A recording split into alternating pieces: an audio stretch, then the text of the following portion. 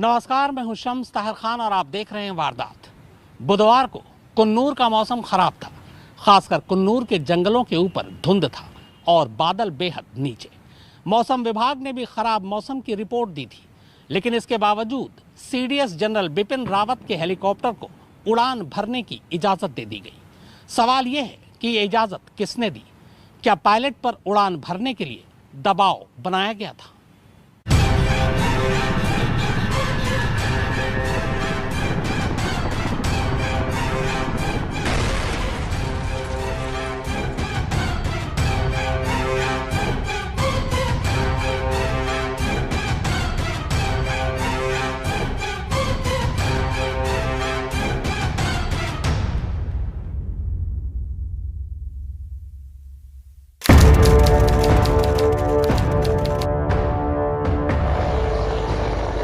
भारतीय वायुसेना का ये वही हेलीकॉप्टर MI-17B5 है, जिसमें सीडीएस जनरल बिपिन रावत समेत कुल 14 लोग सवार थे।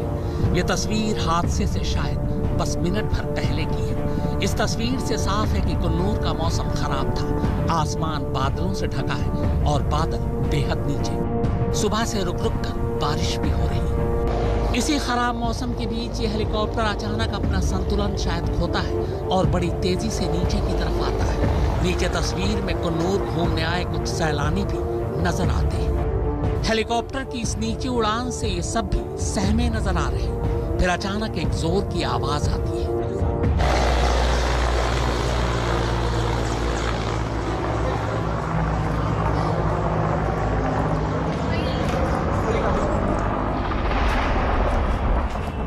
यह आवाज हेलीकॉप्टर के पेड़ से टकराकर नीचे गिरने की है।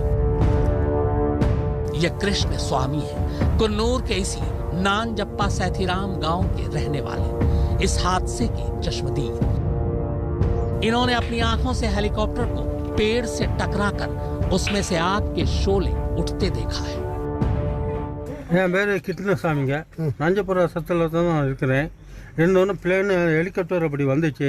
ஒரே சவுண்டு, கருகுமுன்னு சவுண்டு வந்தோடனே கீழே ஒரு மரத்தில் அடிபட்டு வரையிலேயே நெருப்பில் வந்துச்சு. நெருப்பில் வந்தோடனே இங்கே ஒரு பெரிய மரம் இருக்குது. அந்த மரத்தில் வந்து அடிபட்டோன்னே கீழே அப்படியே தட்டார்னு விழுந்தோடனே புகை வந்தோடனே ஒரே தீ பிடிச்ச உடனே நான் என்னடா தீ பிடின்னு பக்கத்து விட்டு பையனை நான் கூப்பிட்டோன்னே அந்த பையன் என்ன செஞ்சாப்புல வந்து பார்த்துட்டு ஃபயர் சர்வீஸுக்கு போலீஸுக்கு ஃபோன் பண்ணோன்னே ஒருத்தர் எரிஞ்சு அப்படியே அந்த ஒருத்தர் சாயிறார்.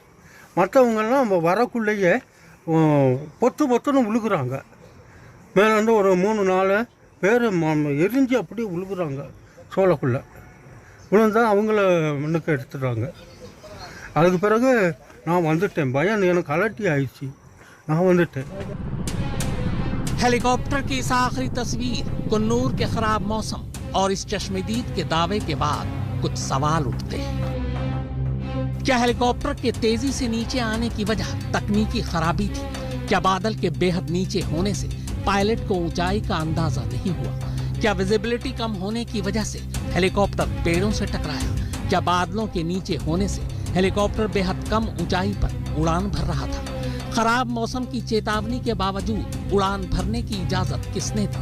मौसम विभाग की रिपोर्ट के बाद भी हेलीकॉप्टर कैसे उड़ा? क्या उड़ान भरने के लिए पायलट पर दबाव डाला गया?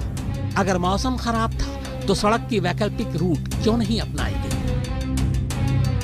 चूंकि कुन्नूर और वेलिंगटन दोनों ही पहाड़ी और जंगलों भरा इलाका है और अक्सर यहाँ मौसम खराब रहता है, तो कई बार वीवीआईपी वेलिंगटन पहुंचने के लिए सड़क मार्ग से होकर ही गुजरते हैं। सुलूर से वेलिंगटन की दूरी करीब 87 किलोमीटर है, मगर चूंकि रास्ते में ज्यादातर पहाड़ी और जंगल मिलते हैं, इसीलिए इस सफर को तय करने में लगभग 2.5 घंटे लग जाते हैं। बुधवार को कुन्नूर में सुबह से ही बारिश हो रही थी। चारों तरफ धुंध था और बादल बेहद नीचे। हालांकि ऐसे मौसम के बावजूद कुन्नूर शहर के ऊपर से हेलीकॉप्टर का गुजरना एक आम बात है। जब भी VVIP Wellington defence services staff college आते हैं, इसी रूट से आते हैं। यहाँ आने के लिए हेलीकॉप्टर्स को नीलगिरी के ऊपर उड़ान भरने के लिए वेदर क्लियरेंस लेना जरूरी होता है, मगर बुधवार को मौसम विभाग की रिपोर्ट के बावजूद सीडीएस जनरल बिपिन रावत के हेलीकॉप्टर को उड़ान भरने की इजाजत दे दी गई। हालांकि ये इजाजत किसने दी? पायलट और वेलिंगटन हेलीपैड एटीसी के बीच क्या बात हुई? सुलूर एटीसी ने क्या सलाह दी? ये सब अब जांच में ही सामने आ पाएगा, जिसके लिए बाकायदा एक हाई लेवल इंक्वायरी कमेटी बना दी गई है। वैसे शुरुआती जांच में एक और चौंकाने वाला खुलासा हुआ है। खुलासा ये कि सुलूर से वेलिंगटन का जो आम एयर रूट है, जनरल विपिन रावत का हेलीकॉप्टर उस आम एयर रूट से हटकर उड़ रहा था। अब ऐसा खराब मौसम या फिर बादल के नीचे होने की वजह से था या फिर वजह कुछ और थी, ये भी अभी साफ नहीं हुआ है। आमतौर पर वेलिंगटन के डिफेंस कॉलेज में पहुंचने वाले इंडियन एयरफोर्स के हेलीकॉप्टर पक्का सुरनमलाई के पश्चिमी छोर से होकर आते हैं, जो ऊटी और कोयम्बटूर नेशनल हाईवे का भी पश्चिमी हिस्सा है और कुन्नूर टाउन के ऊपर से गुजरता है। हेलीकॉप्टर को नीचे उतारने के लिए आर्मी सेंटर में मौजूद इंडियन एयरफोर्स के स्टाफ ग्रीन सिग्नल देते हैं, लेकिन बुधवार को जनरल बिपिन रावत के हेलीकॉप्टर ने पक्का सुरनमलाई के ऊपर से उड़ान भरने की जगह बिल्कुल नए एरियल रूट का इस्तेमाल किया। हेलीकॉप्टर पक्का सुरनमलाई और नंजप्पा छातीराम के बीच मौजूद ऊटी कोयम्बटूर नेशनल हाईवे और कट्टेरी बुर्लियार सेक्टर के ऊपर से उड़ रहा था। घाटी का ये इलाका धुंध से भरा हुआ था। ये सवाल अब भी अनसुलझा है कि आखिर पायलट ने इस रास्ते से आने का फैसला क्यों किया। सवाल ये भी है कि आखिर इस रूट से आने की इजाजत पायलट को किसने दी। फॉग की डेंसिटी, बिकॉज इसीलिए हमारे पास मेट ऑफिसर्स होते हैं जो विजिबिलिटी बताते हैं कि कितनी विजिबिलिटी है। सो एक मिनिमम क्राइटेरिया और मैक्सिमम क्राइटेरिया होता है विजिबिलिटी का। अगर वो पूरा हो रहा है तो फ्लाइंग होगी, अगर विजिबिलिटी डाउन है तो फ्लाइंग नहीं होगी। और उन केसेस में जहां पे बीच में इमरजेंसी में आपका वेदर खराब होता है, तो उसके लिए भी पायलट को पता होता है कि इस सिचुएशन में उसको क्या करना है। या तो वो नियर बाय स्टेशन में लैंड करेंगे या वो एक गो अराउंड करेंगे और वेट करेंगे कि मौसम ठीक हो जाए। तो कहीं, because every now and then हर एक स्टेट से, हर एक सिटी से लिंक जहां पर भी एयर ट्रैफिक कंट्रोल्स होते हैं उनसे वार्तालाप चलती रहती है और एयर ट्रैफिक कंट्रोलर्स के पास मेट ऑफिसर्स का डेटा रहता है। तो हर एक चीज पायलट्स के पास पास ऑन होती रहती है। जानकारों के मुताबिक MI-17 सीरीज का हेलीकॉप्टर न सिर्फ बेहद एडवांस्ड है, बल्कि इसके इंजन भी पावरफुल है और इसकी लैंडिंग भी बेहद सुरक्षित। लेकिन ये सब होने के बावजूद अगर ये नीचे उड़ान भर रहा था, विजिबिलिटी कम थी, तो ये पेड़ों से टकरा सकता है। अमूमन पायलट उड़ान के दौरान बाहर की बजाय फ्लाइट डिस्प्ले पर ज्यादा नजर रखते हैं। अगर बादल बेहद नीचे था और विजिबिलिटी कम, तो बहुत मुमकिन है कि पायलट को कुछ दिखाई ही न दिया और जब तक उसे दिखा तब तक हेलीकॉप्टर पेड़ों से टकरा चुका था। हालांकि यह अभी कयास भर है, जांच के बाद ही इस बारे में पुख्ता कुछ कहा जा सकता है। हेलीकॉप्टर क्रैश के तमाम पुराने मामलों को भी उठाकर देखें तो ज्यादातर हादसे खराब मौसम, कम विजिबिलिटी और बादलों के बेहद नीचे रहने की वजह से ही हुए। कई बार ऐसी भी खबरें आई है कि जब VVIP हेलीकॉप्टर पर उड़ान भरते हैं और मौसम खराब हो, तो भी पायलट पर उड़ान भरने के लिए दबाव बनाया जाता है।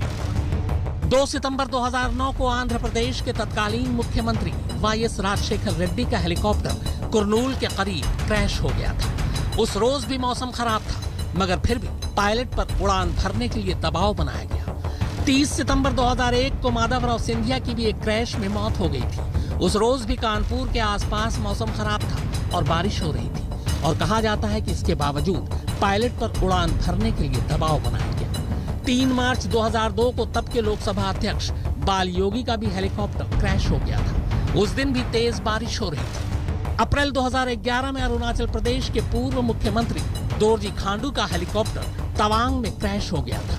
तब भी तवांग के पहाड़ी इलाकों में मौसम बेहद खराब था। ये सारे हादसे एक चीज तो बिल्कुल साफ कर देते हैं, वो ये कि खराब मौसम में हेलीकॉप्टर के साथ कुछ भी हो सकता है, फिर चाहे दुनिया का सबसे एडवांस्ड हेलीकॉप्टर MI-17V5 ही क्यों ना हो।